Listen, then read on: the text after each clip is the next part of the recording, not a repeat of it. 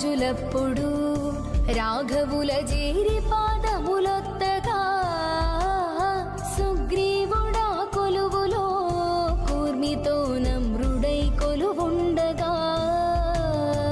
ఉంగురులు నారదులును ఏ తెంచి నిలిచిగానము సేయగా రంభాదులా సభలలో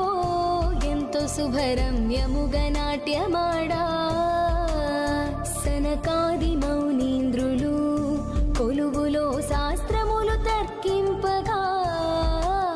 సకల దేవతలు గొలువా